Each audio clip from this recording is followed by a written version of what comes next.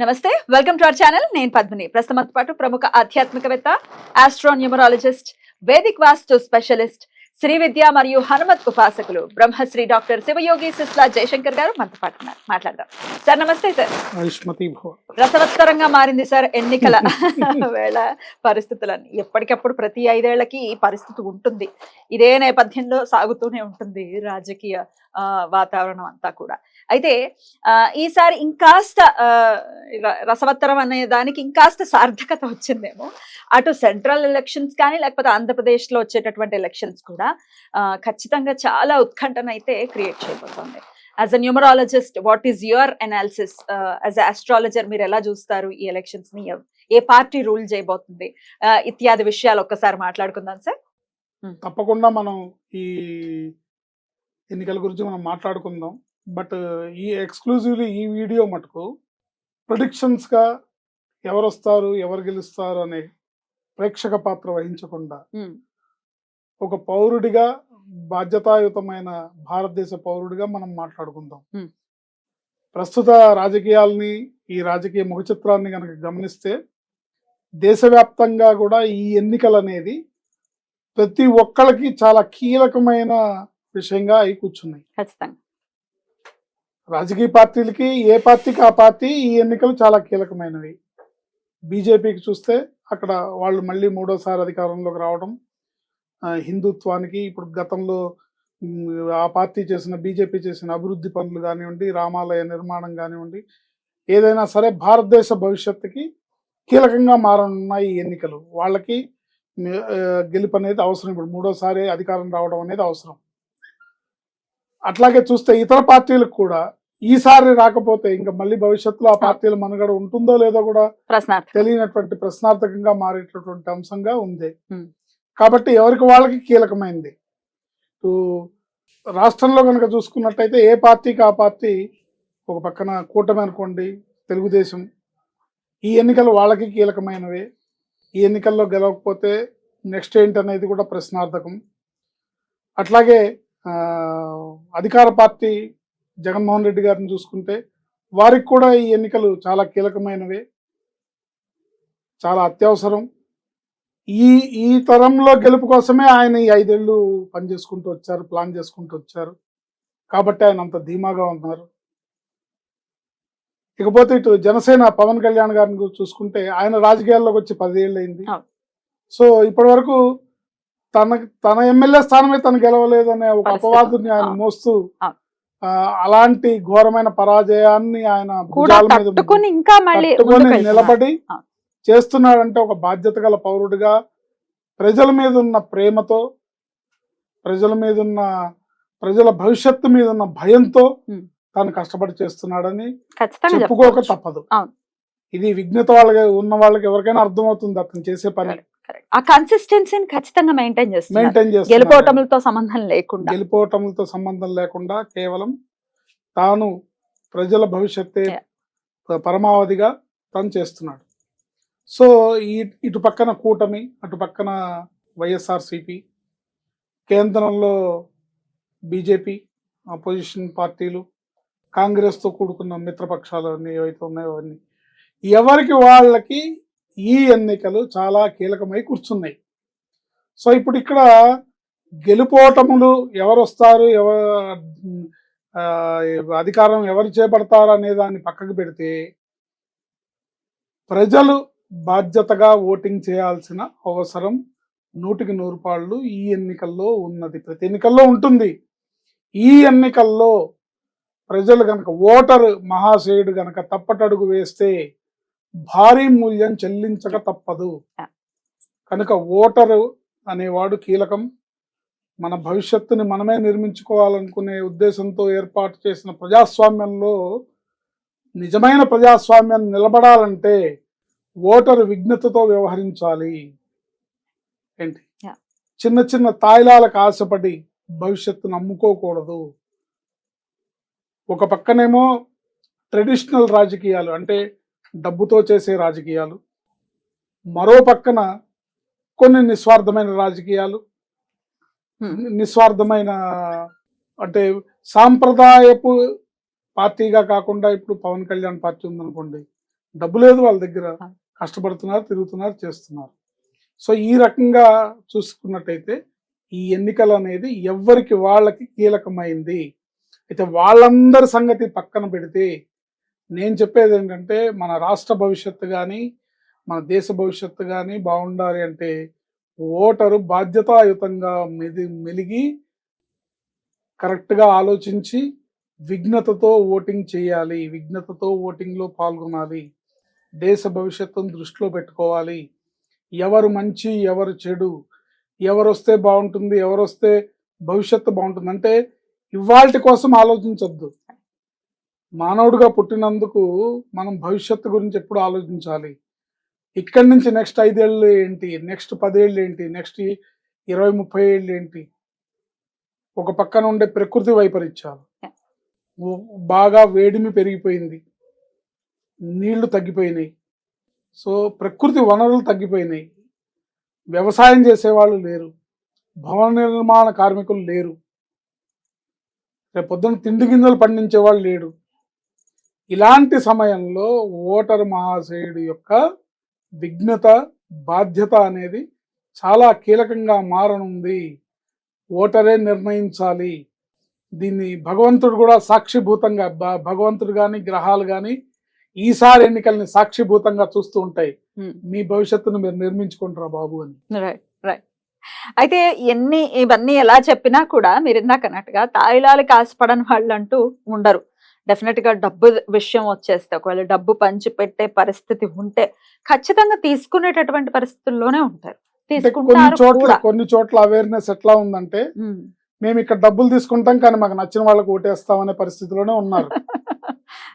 ఇచ్చే వాటిని వద్దనము, ఎందుకంటే ఇది మా డబ్బే, మా దగ్గర సంపాదించిన డబ్బే, ఇది మా మీద సంపాదించిన డబ్బే, కనుక ఇది తీసుకుంటాము, మాకు నచ్చిన వాళ్ళకి వేస్తామనే పరిస్థితిలో కొన్ని చోట్ల అవేర్నెస్ ఉంది.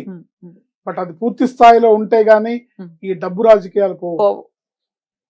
ఎందుకంటే ఈ రోజున ఒక భారత పౌరుడిగా నా మనసు కనిపిస్తున్నది ఏంటంటే భారతదేశంలో రాజకీయాలు, భారతదేశ సామాజిక వ్యవస్థ, ఈ రాజకీయ పార్టీలు అధికార దాహం కోసం ఎట్లా తయారైంది, ప్రజలు సమాజం ఎట్లా తయారైందంటే డబ్బు పిచ్చి బాగా ముదిరిపోయింది. ఈ డబ్బు పిచ్చి ముదిరిపోయి భవిష్యత్తు గురించి ఆలోచించకుండా బాగా లక్షల కోట్లు తినేసిన వాడిని నాయకుడిని చేస్తున్నారు.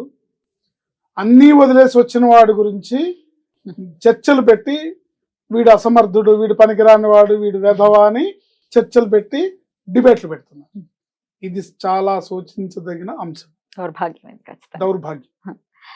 సో మీరు ఒక ఆస్ట్రాలజీలో కూడా ఉన్నారు, న్యూమరాలజిస్ట్ కూడా కాబట్టి మీరు ఒకసారి చెప్పండి సార్, సెంట్రల్ లో ఎవరు వచ్చేటటువంటి పరిస్థితులు ఎక్కువ ఉన్నాయి, అలాగే ఇక్కడ ఆంధ్రప్రదేశ్ లో కూడా.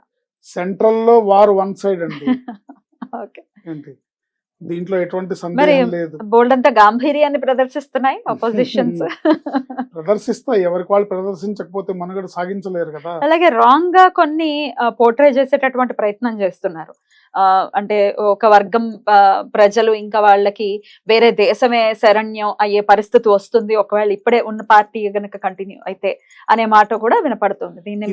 ఇది ఒక అపోహని ప్రచారంలోకి తీసుకొచ్చారు కానీ వాస్తవానికి చూస్తే ఏ సామాజిక వర్గం, ఏ మతం వాళ్ళు భయపడుతున్నారో ఇది హిందుత్వ దేశంగా మారిపోతుందని అని భయపడుతున్నారో వాళ్ళు 10 ఏళ్లుగా అనుభవిస్తున్నారు కదా, ఎటువంటి ఇబ్బంది లేకుండా హాయిగా బతుకుతున్నారు. మీరు భారతదేశ సగటు భారతీయ పౌరుడిగా మీ ధర్మాన్ని మీరు నిర్వర్తిస్తూ మీ పనులు మీరు చేసుకుంటూ ఉంటే మిమ్మల్ని ఎవరు అడ్డు పెట్టలేదు, మీకు ఎవరు అడ్డుపడలేదు, మీ దైనందిన జీవితాలకి మీ యొక్క కార్యకలాపాలకి ఎవరు అడ్డు పెట్టలేదు, మీరు హాయిగా సుఖంగా పిల్లా పాపలతో బతుకుతున్నారు అనే విషయం ఎవరికి వాళ్ళకి తెలుసు కదా.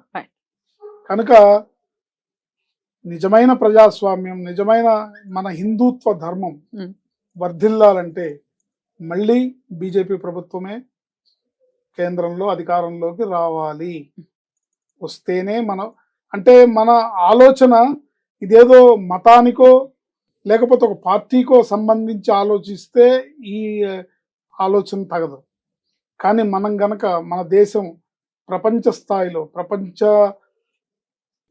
ప్రపంచాన్ని శాసించే నాయకత్వ స్థాయిలో మన దేశం ఉండాలంటే కేవలం బీజేపీ ఇప్పుడున్న నరేంద్ర మోడీ గారి ఆధ్వర్యంలోనే అది సాధ్యపడుతుంది. ఆయన నేతృత్వంలోనే అది సాధ్యపడుతుంది. ఆయన్ని బాగా చూసుకోవాల్సిన అవసరం, ఆయన 10 కాలాలు బాగుండేటట్టుగా చూసుకునే అవసరం మనకు బాగుంది, మనకు ఉంటుంది.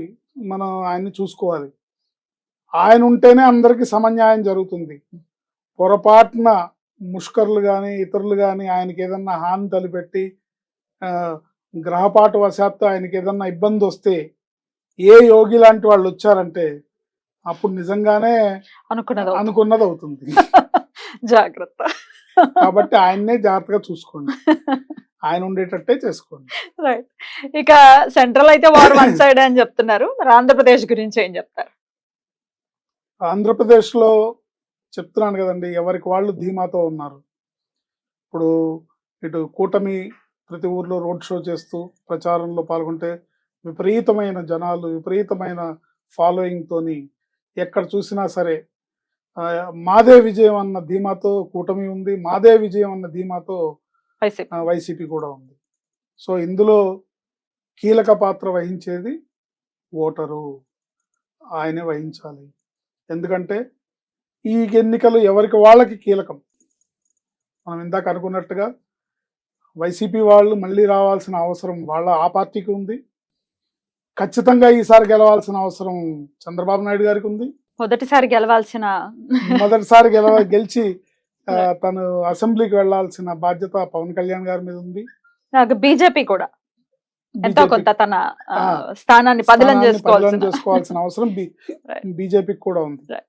అయితే ఇదంతా మాయలో జనాలకి డబ్బు పిచ్చి ముదిరింది, ఏంటి అవినీతి పెరిగిపోయింది. ఇది కలియుగ మహత్యం, గ్రహస్థితి నడుస్తున్న గ్రహచారం. ఈ సంవత్సరం కూడా క్రోధినామ సంవత్సరం కనుక ఈ సంవత్సరంలో జరిగే ఎన్నికలు అందరికీ కీలకమైనవే. సో అందరికీ మంచి జరగాలంటే, అందరూ బాగుండాలంటే ఓటరే కీలకమైన వ్యక్తి. ఈ ఓటరు తనకి భగవంతుడిచ్చిన మేధస్సుతో, విచక్షణ జ్ఞానంతో ఆలోచించి ఓటు వేయాలి. ఎక్కడ ఓటు వేయాలి అనేది కరెక్ట్గా ఆలోచించి చేయాలి తప్ప ప్రలోభాలకి లొంగి, తాత్కాలిక ప్రయోజనాలకి లొంగి కనుక మీరు ఓటు వేస్తే దీని మూల్యము మీ పిల్లలు అనుభవించాల్సి వస్తుంది. ఎవరు అనుభవిస్తారండి? మీ పిల్లలే అనుభవిస్తారు. రైట్. ప్రెడిక్షన్ మరి ప్రిడిక్షన్ తప్పకుండా కూటమికి అవకాశాలు ఎక్కువ ఉన్నాయి. కూటమికి అవకాశాలు ఎక్కువ ఉన్నాయి. ఇది ఎట్లా ఉందంటే అండి, జాతకరీత్యా అధికార యోగం ఒకళ్ళకు ఉంది, కానీ బలము, ప్రజాదరణ, ప్రజల యొక్క అండదండలు ఒకవైపు ఉంది. Let's see. ఇది ఒక గేమ్ షో లాంటిది. ఈ ఎలక్షన్ అనేది ఒక గేమ్ షో లాంటిది. బట్ ఈ గేమ్ షో ప్రజల పాలిట లైఫ్ అండ్ డెత్ గేమ్. కాబట్టి బాధ్యతగా ఉండాలి, బాధ్యతతో ఓటింగ్ చేయాలి. అప్పుడే దేశము, సమాజము బాగుంటుంది, అందరం బాగుంటాము. దీంట్లో ప్రతి ఒక్కళ్ళు కూడా, ఇప్పుడు రాజకీయ నాయకులు అనుకోండి, పోలీస్ వ్యవస్థ అనుకోండి, మీడియా అనుకోండి, ఎవరైనా సరే వ్యాపార ప్రయోజనాలు, వ్యక్తిగత ప్రయోజనాలు, ఇతరత్ర ప్రయోజనాలను పక్కన పెట్టి మన అంతరాత్మతో మనం ఆలోచించి సమాజ శ్రేయస్సుకి, దేశ శ్రేయస్సుకి ఏది మంచిదో అది చేస్తే దేశం బాగుంటుంది, ప్రజలు బాగుంటారు అనేది నా ఉద్దేశం. బ్యూటిఫుల్ సార్, చాలా అద్భుతంగా తెలియజేశారు. So let's wait and see. Definite గా మన తలరాదని మనమే రాసుకునేటటువంటి మరొక్కసారి పరిస్థితి వచ్చింది కాబట్టి కొంచెం వైజ్ గా ఆలోచించి ఖచ్చితంగా ఓటు హక్కును కూడా ప్రతి ఒక్కరు వినియోగించుకోవాలి. ఇప్పుడు భవిష్యత్తు బాగుండాలి, ఫ్యూచర్ లో మొక్కలు పెంచితేనే పర్యావరణానికి ఆక్సిజన్ ఉంటుంది, హాని జరగకుండా ఉంటుందని మనం భవిష్యత్తు గురించి ఆలోచించి మొక్కలు నాటుతున్నాం కదా. అట్లాగే నీరు భవిష్యత్ తరాలకి ఉండదు కదా అని చెప్పి నీరు ఇంకుడు గుంతలు తవ్వి నీటిని పొదుపు చేసే ప్రయత్నం చేస్తున్నాం కదా పర్యావరణాన్ని. అలాగే మన బిడ్డల భవిష్యత్తు ఇది. మీరు వేసే ఓటు మీ బిడ్డల భవిష్యత్తు. ఈ విషయాన్ని ప్రతి ఒక్క ఓటరు గుర్తించాలి, గుర్తుంచుకోవాలి. ఏమరపాటుగా ఉండకూడదు, అప్రమత్తంగా ఉండి విఘ్నతతో ఓటింగ్ చేయాలి. Right. Thank you sir, thank you so very much. నమస్తే. ఆయుష్మతి.